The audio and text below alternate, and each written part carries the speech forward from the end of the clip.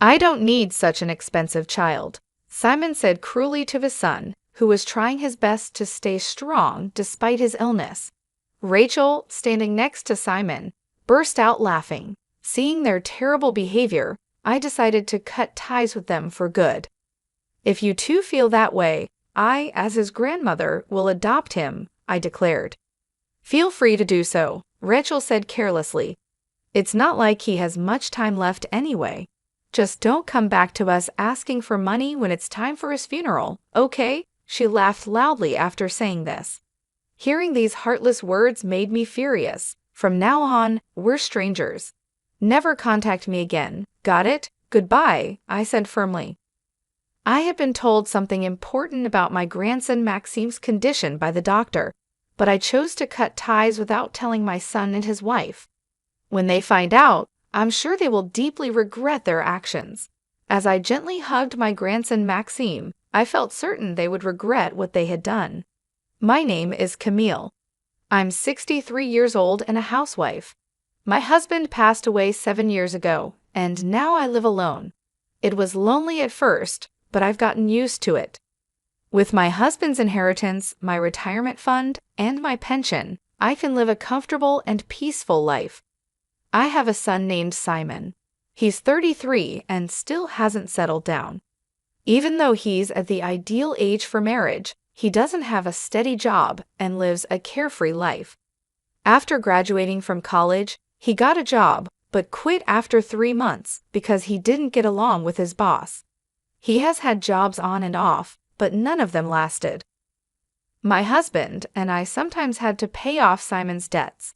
When my husband was alive, he often lectured Simon about his lifestyle. After my husband passed away, Simon rarely visited. In my husband's will, Simon only received a small inheritance, which might be why he was upset. I haven't kept in touch with him since. I supported Simon mentally and financially until he graduated from college. But I feel responsible for the fact that he has grown up to be so careless.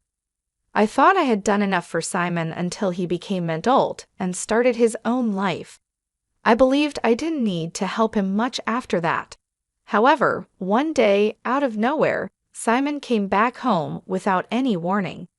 It had been 2 years since we last saw each other, and he looked different, tired, and worn out. His style had changed too. He was wearing an Aloha shirt, which stood out in our small town surrounded by farmlands. "Hey, I got married," he said. I was caught off guard by his news, and I was left in a state of shock and confusion. Seeing my surprised face, Simon clicked his tongue and called out to someone in his car. "Hey, it's okay now. Come over here." "I'm coming," a woman replied in a high-pitched voice. She stepped out of the car, dressed in a way that was hard to ignore and looked out of place. To my surprise, a small child toddled along behind her. A child? What is going on? I thought. Look, the kid is too young for us to work properly, and we're always short of money. That's why we've come back home, Simon explained casually, as if it was no big deal. I couldn't believe how nonchalant Simon was about this surprising news. The little child, who seemed to be around 3 years old, had long hair, making it hard to tell if it was a boy or a girl. But on closer look, the child resembled Simon when he was young. "From today on, we'll be staying here," Simon announced. "Hello, I'm Rachel. Nice to meet you," the woman said breezily, passing by me and entering the house as if she had always lived there. The little child tried hard to follow her, but she paid no attention and quickly went inside. Seeing this, I couldn't bring myself to turn them away, so I let them stay. As soon as they placed their luggage down, it seemed like they were about to go out. I quickly stopped them and asked for an explanation. After my husband passed away, Simon quickly met Rachel, and they started dating. Soon after, they found out she was pregnant. By the time they discovered the pregnancy, it was too late for an abortion, so they decided to have the baby.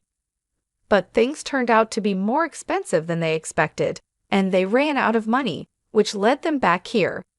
However, it seemed they still had money for their own pleasures, just not for their child. "What? How can you be so irresponsible? I exclaimed. Cola, irresponsible? If you want the kid, he's a hassle. He can't even talk yet and, to be honest, just gets in the way, Simon replied. Hearing such heartless words from my own son was shocking, but what shocked me even more was seeing Rachel nod in agreement. Well, that's how it is. Looking after and loving your grandchild is a grandma's job, right? Please help us out. We're going to grab a drink near the station. Maxime, be good and stay with Grandma, Simon said. Despite my attempts to stop them, they quickly left, ignoring everything I had to say. The station is about a 15-minute drive from our house, definitely not walking distance. Considering it's a rural area, I wasn't even sure if taxis were available, and even if they were, would Simon and Rachel use one to come back? Hey Maxime, I called out tentatively to my grandson. He responded with a bright, adorable smile, a smile that reminded me so much of young Simon. Seeing his smile made me smile back, though it felt like my heart was being squeezed. Such a precious smile, I knew I had to protect him from now on. Seeing Maxime's innocent smile, I made a vow in my heart to do so. During our time living together, Maxime picked up household rules quickly. He was a very bright child. By the time he turned 3, he could speak very well, even better than most children his age. I couldn't help but adore him. As for my eldest son and his wife, they consistently ignored Maxime, treating him like a nuisance. They had no intention of working and contributed nothing to the household expenses. They would go out drinking every day and sometimes wouldn't return for several days. This bizarre situation had become normal for Maxime, and it seemed like he cautiously observed their moves to avoid getting close to them. I couldn't stand it any longer and spoke to Rachel. Rachel, could you spend a little more time with Maxime? After all, you are his mother. What? Why are you saying this? I'm busy, you know. You're the one taking care of him, right? She said without even looking at me, busy with her manicure. Claiming to be busy when she spent her days doing whatever she pleased was quite the statement. Suppressing the urge to yell at her, I thought of Maxime and pleaded once more. Maxime just turned 3. Children that age cling to their mothers when they feel lonely. Oh please, I never wanted to be a mother in the first place. Maybe it's better if he calls you Mom, isn't it? Are you serious? I asked, stunned. Oh, come on, of course, she said dismissively. I'm not. You look so scary right now, Rachel said. She must have seen the anger on my face. In the end, Rachel and I couldn't have a proper conversation about Maxime, and she just left with Simon to go drinking as usual. Maxime didn't seem to mind that his parents left. He continued flipping through his picture book. When he found his favorite fish, he excitedly pointed it out to me and tried to tell me about it with his limited words. Seeing him happy was a relief, but I couldn't stop worrying about how Simon and Rachel planned to take care of him in the future. My worries only grew when I thought about Maxime's future. With my husband's inheritance, I could cover his school fees if needed. I had no choice but to be ready for anything. As I prayed at my husband's altar, I whispered to myself. Glancing at his photo, I felt as if he was encouraging me, and I nodded in response. For 2 years, after deciding to take care of Maxime, I endured living with Simon and Rachel. I watched their reckless behavior. They went out every day, often taking money from my wallet without asking. During this time, I took care of Maxime, and he barely spoke to his parents. Maxime grew up quickly, and just before he was to start elementary school, a tragedy struck. Hello, are you Maxime's grandmother? Maxime has been taken to the hospital. Can you come immediately? On my way back from picking up adoption paperwork from the city office, I got a call that Maxime was in the hospital. It took 2 years of living together, multiple trips to the city office, and finally, the chance to adopt Maxime was within reach. I thought I could finally separate him from Simon and Rachel, but something terrible had happened. Holding back my emotions, I rushed to the hospital where Maxime had been taken. When I arrived and asked for details, the doctor said Maxime would need to be admitted. Confused, I asked, "Doctor, what's wrong with Maxime? What's the problem?" "I'll explain everything once his parents arrive," the doctor replied, waiting for Simon and Rachel. The nurse approached with a worried look, which made me uneasy. She nodded at me and whispered something to the doctor. "What? The parents don't want to know about their own child's condition." The doctor's loud voice echoed through the hospital, shocked by Simon and Rachel's indifference. I sighed, realizing it was just as I expected. Swallowing my pride, I knew I had to step up for Maxime. I explained our family situation to the doctor. At first, she seemed doubtful, but after seeing the detailed records I kept and realizing that Maxime's biological parents weren't coming, she believed me and explained Maxime's condition. "Ma'am, about Maxime's condition, please stay calm. The test results show cancer in his kidneys." "What? Cancer? This can't be," I said in shock, falling from the chair I was sitting on. The pain from the fall was nothing compared to the shock of hearing that my 5-year-old grandson had cancer. The nurse helped me get up, and the doctor continued speaking.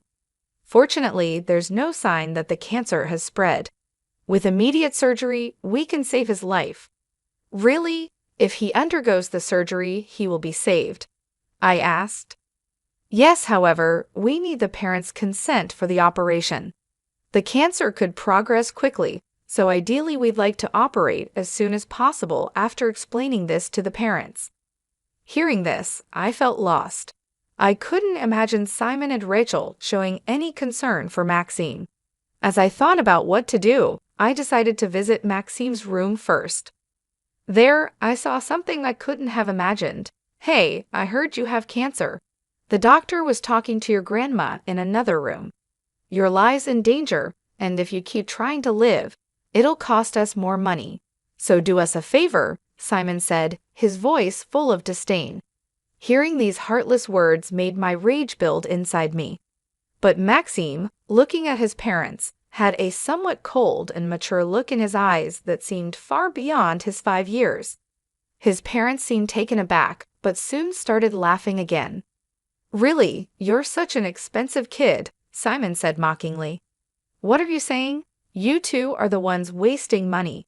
I burst into the room, unable to hold back any longer.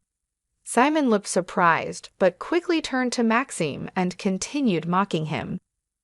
"We don't need such an expensive child like you," he said cruelly to his own son, who was bravely facing his illness.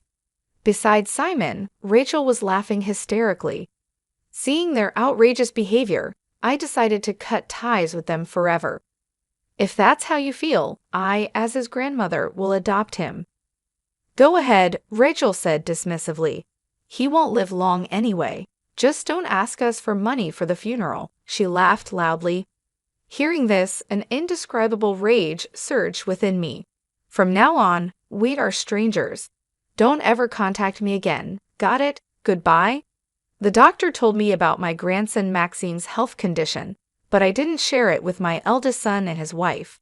Instead, I decided to cut ties with them. When they find out the truth, I'm sure they will regret their choices.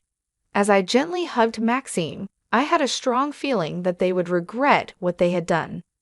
I told Maxime about his cancer and the upcoming surgery. I reassured him not to worry about the cost and asked him to go through with the operation. "Maxime, I want you to live. I know the surgery might be scary, but you will recover. I'll be right here with you." "Grandma, if you're with me, I'm not afraid of anything." "I'll go through the surgery and treatment, I promise," Maxime replied. Seeing Maxime trying to smile and not to worry me, even after hearing such harsh words from his own parents, I hugged him tightly. I also told him about the adoption process I had been preparing. Maxime seemed a bit worried at first, but eventually accepted it. That night, I discussed the adoption with my eldest son and his wife, who were drinking at home. They always said they didn't want a child because of the costs and didn't really care about Maxime. To make them leave my house, I offered them a significant amount of money to stay away from us forever. Without any hesitation, they signed the adoption papers and showed no signs of regret or attachment to Maxime. They looked happy about getting the money and quickly left the house. During the talk, they didn't even glance at or speak a word to Maxime, who was sick. Their lack of responsibility as parents saddened me, but I was relieved that one source of pain for Maxime was now gone. Soon after, Maxime had the surgery, which thankfully was successful. Being young, he recovered quickly and was soon ready to be discharged. "Doctor, thank you so much," I said. "Congratulations on your discharge," the doctor replied. "I'm glad.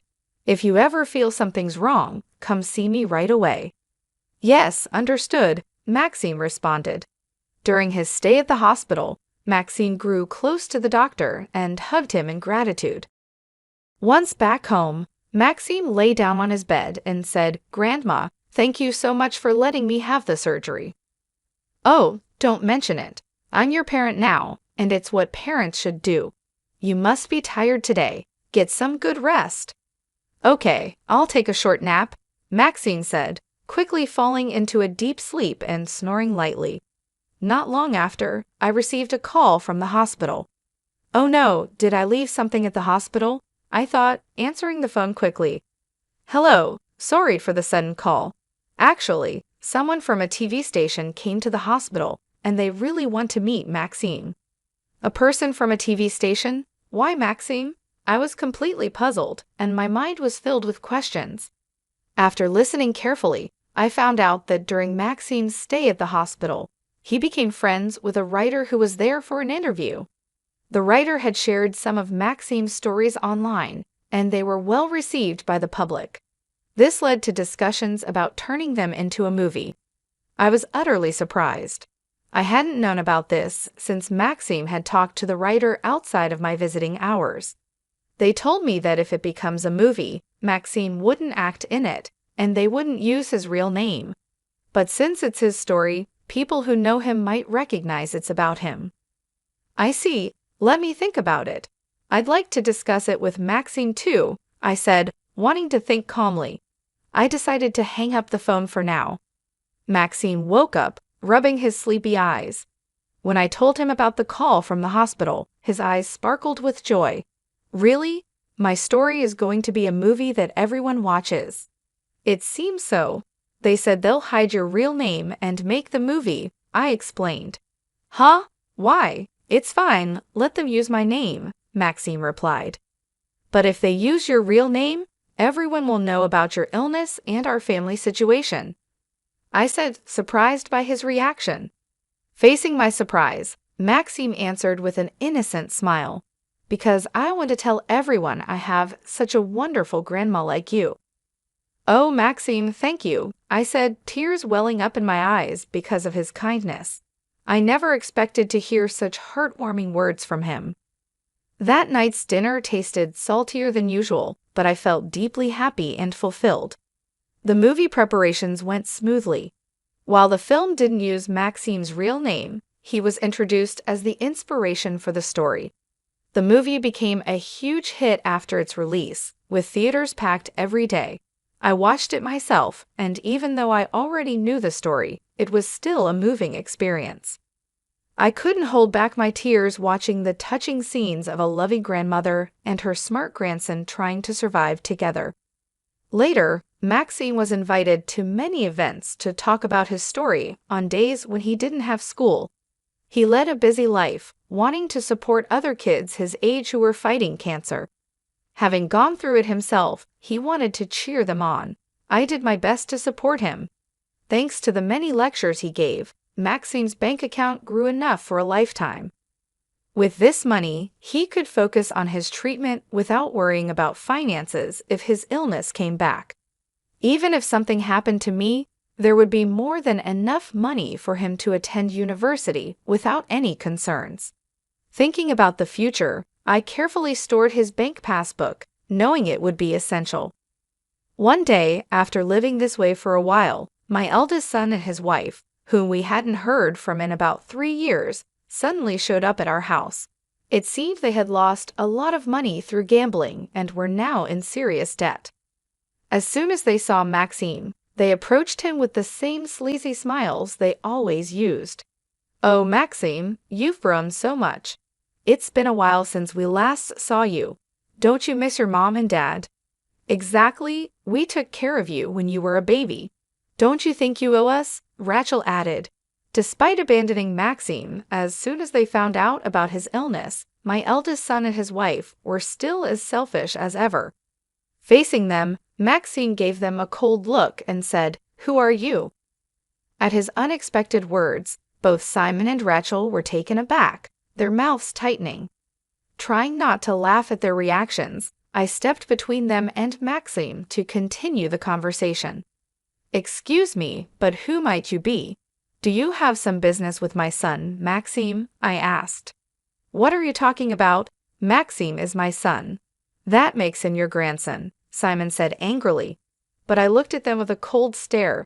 Under my gaze, Simon flinched for a moment, but then he turned to Maxime with a pleading tone. "Listen, Maxime, I messed up. I lost more money than I thought in horse racing. I'm in a really bad situation now. Can you help me out? If I had $30,000, it would be enough. Please." $30,000? That much? I exclaimed, shocked by the unexpected amount.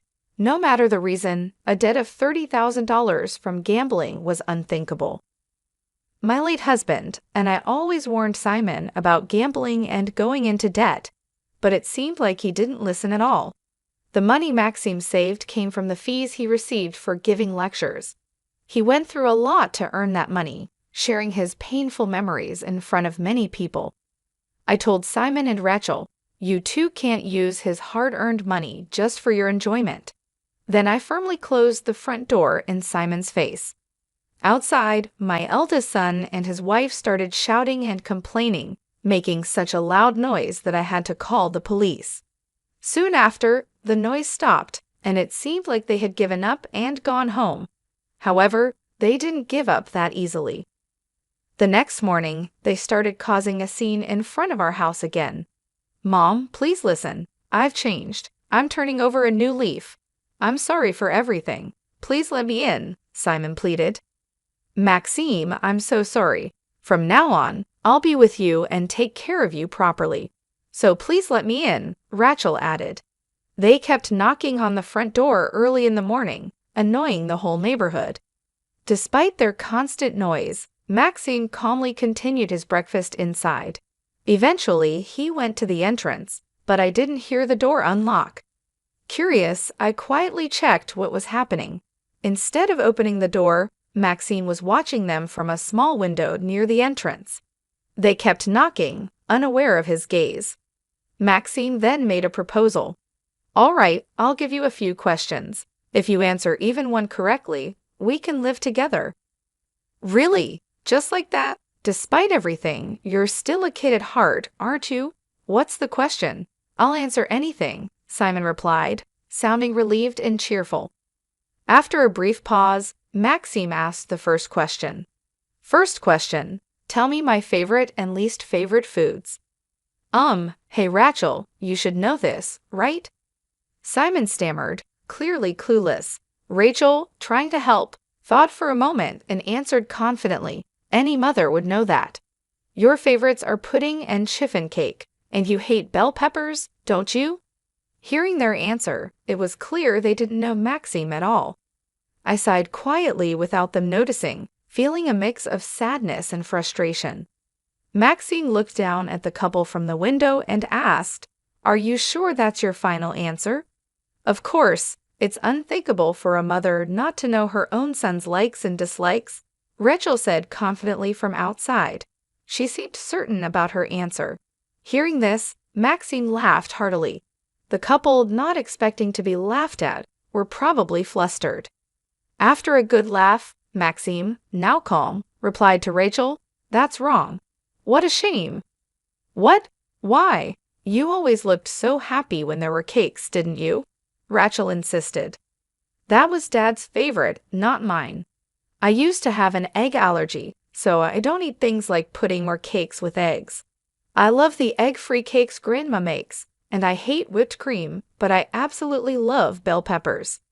Is that true? Rachel asked, shocked. Before coming to my house, Maxine was only given cheap instant porridges and slices of bread. I often wondered how he managed to stay healthy with such a poor diet. The reason Maxime didn't get sick was largely because of the meals he got at daycare. The principal noticed his diet was lacking and provided allergy-friendly meals, carefully monitoring his health. When she warned Rachel about her poor parenting and threatened to report her to child services, Rachel decided to stop sending Maxine to daycare and moved in with me. Hey, how long do you think we've been apart? How would I know what you like now? Rachel said, frustrated. Then, next question. What is my birthday? Maxime asked. Your birthday? Rachel and Simon looked confused. Maxime's birthday was actually today. Normally, a parent wouldn't forget their child's birthday, especially a mother. But despite this simple question, the couple showed no sign of knowing the answer. Why aren't you answering? It's such an easy question, isn't it? Maxime asked. Of course I know that, right, Simon? Rachel said, turning to Simon. Yes, of course I know that. Simon replied in a panicked voice, but it was clear they didn't know the answer. If you don't know, you should just admit it, Maxime said.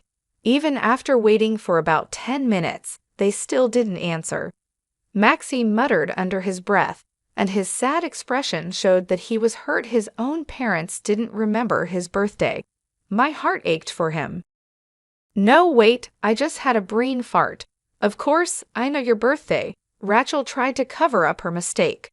I know it, Rachel said. You just caught me off guard. It slipped my mind. Can you give me a hint? She asked, trying to cover up. In response to their silly excuses, Maxine laughed out loud, but I could see tears forming in his eyes. Feeling bad for Maxime, I quietly moved closer and held his hand. He was surprised to see me, but he nodded, wiped away his tears, and looked straight at his parents. Hey, real parents remember their child's birthday without needing hints. I've never been celebrated by you two, so I expected this, Maxine said. What? After all I did to give birth to you, and this is how you repay me. You should be grateful. Rachel snapped back, starting to get angry. Maxine gave her a cold look, and she went quiet. Well, here's the last question. It's an easy one, Maxine said. I was diagnosed with cancer and treated at a hospital. Which organ was affected? This was a question any parent should easily answer, especially since Maxine's illness had been on TV for several days. But their responses were unexpected. Wasn't it the heart? Simon asked. No, it was the stomach, right? Rachel added. I was so shocked I leaned back and looked up at the ceiling. Despite Maxime's story being a hot topic, my son and his wife showed they had no interest in him at all.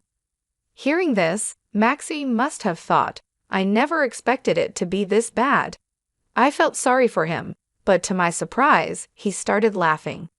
Thanks, I get it now. It's worse than I thought, Maxime said. What? Did we miss something? Rachel asked, puzzled by Maxime's reaction. Maxime smiled, but his eyes were not smiling. It was kidney cancer. You claim to be my family, but you know nothing about me. The only one I consider my family is Grandma Camille.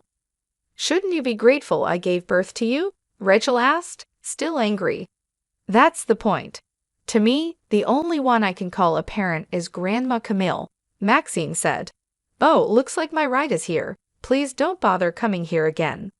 Maxine left them with those words and closed the window with a bang.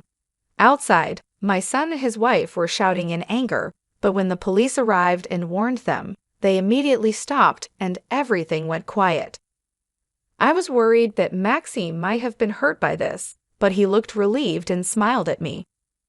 What I said to them just now, that they are not my parents, is truly how I feel. I've always wanted to call you Mom, but I was too shy to say it. Can I call you that? Of course, Maxime. Thank you, I replied, deeply touched by his words. I hugged Maxime tightly, tears in my eyes. Mom, you're squeezing too hard, he said, but he hugged me back just as tightly. As for those two, they claimed they had lost their son to me and were saying nonsense like I was being deceived by him. But everything they did to Maxime is documented and recorded, including testimonies from his kindergarten and the parenting diary I kept. The police reviewed the evidence and dismissed their claims. Still, the police contacted us to verify the facts. The officers seemed frustrated with the stubborn claims of my eldest son and his wife. After the call from the police, Maxime went to the police station alone to see them. When he came back, he looked refreshed. I said my final goodbyes to them and told the police everything about the terrible things they've done. They won't have a normal life for a while, I guess, Maxime said. He showed me the evidence he had mentioned. Shockingly, there was footage of the couple committing theft and exchanging money with a stranger. It seemed they believed they could live comfortably off the royalties if they could get Maxime on their side. They even planned to sell him to someone involved in shady dealings in the black market. Seeing their terrible plan, I was in shock and felt chills down my spine. I never thought my own son could be so cruel to his own child. Maxime spoke softly to me, seeing I was dumbfounded. I asked the manager to look into it, and we found out this shocking truth. I thought if you found out, you might be so shocked that you'd faint. That's why I kept it a secret. I'm sorry. It's okay, Maxime. I'd do anything for you and always have your back. It's even scarier to not know about such terrible things. I'm really sorry for hiding it from you all this time. The only one who worries about me this much is you, Mom. That's why I want to protect you too from now on, Maxime said with a slightly embarrassed look. Seeing Maxime's shy expression, tears of joy welled up in my eyes. Even though he has faced many hardships and seems mature for a 9-year-old, that shy expression made him look just like a child, which warmed my heart. My heart warmed as I thought about my eldest son and his wife. They were later found guilty of many other crimes and ended up serving nearly 9 years in prison. They never showed any remorse or apologized. The letters they sent, collected by Maxime's manager, still demand repayment for bringing him into the world. Maxime continues to visit hospitals to encourage sick children. He's now in middle school and has hit puberty, but his kind and honest nature remains the same. He's living a good life. Lately, it seems he has a girlfriend. I see him sneaking out for dates and can't help but think how cute he is. The cancer we worried about shows no signs of coming back, and his recovery is going well. Although it's impossible to say it will never return, regular checkups are essential. For now, he's living just like any other kid his age and seems happy every day. I still fuss over Maxime and nag him a lot. Naturally, there are times when he gets annoyed, but taking care of him gives my life meaning. I hope Maxime can bear with me a little longer.